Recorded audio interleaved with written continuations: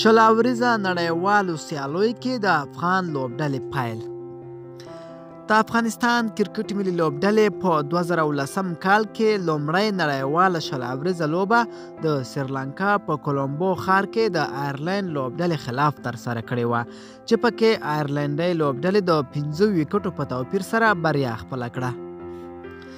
په دغه لومړنۍ تاریخي سیالۍ کې د افغانستان له لوري په 11 کسیزه ملي لوبډله کې یو شمېر هغه لوبغاړي هم شامل وو چې اوس مهال د کرکټ څخه لاس په سر شوي دي او یا هم د الف او 19 کلنې کرکټ لوبډلې د روزنې دنده پر غاړه لري.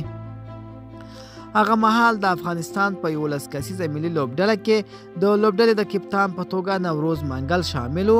دغه راز کریم صادق، شفیق الله شفاق، محمد شهزاد، اصغر افغان، رئیس احمدزی، محمد نبی، سمیع الله شنواری، حمید حسن، دولت احمدزی او شاپور زادران د لوبډلې غړي وو. په دغه سیالۍ کې لومړی توپخانه د افغانستان کرکټ ملي لوبډلې وکړه چې په ټاکلو 10 اورونو کې د 9 لوبغاړو په سوځېدو سره یې آیرلینډ ته 122 منډو هدف وټاکه.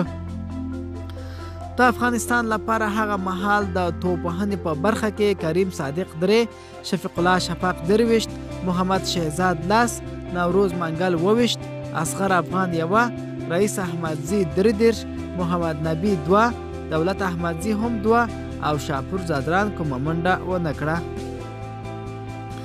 د آیرلینډ لپاره د توپ اچونې په برخه کې ټرنټ 4 لوبغاړي وسوځول. دغه راز جوش ډاکرل 2 لوبغاړي او انډري بوټا بیا 3 لوبغاړي له مخې پورته کړل. آیرلینډ لوبډلې د افغانستان له لوري ټاکل شوي له 122 منډو هدف د 15 لوبغاړو په سوځېدو سره پوره کړو. افغان لوبډلې ته یې د 15 ویکټو په توپیر ماته ورکړه. د آیرلینډ لپاره په توپخانه کې ویلیام پورټرفیلډ 46 چټکې منډې وکړې. دغه راز نیل اوبراین 18، سټرلینګ 18 او ګاري ویلسن 18 منډې تر نورو ډېرې وکړې. د افغانستان لپاره د توپ اچونې په برخه کې دولت احمدزی، محمد نبی او حمید حسن وار په وار سره یو لوبغاړی وسوځو او کریم صادق بیا 2 لوبغاړي له مخې پورته کړل، خو سیالۍ بایلوده. دا سیالۍ آیرلینډ په 15 ویکټو وګټله او افغانستان ته یې په لومړۍ شل اوریزه لوبه کې ماته ورکړه.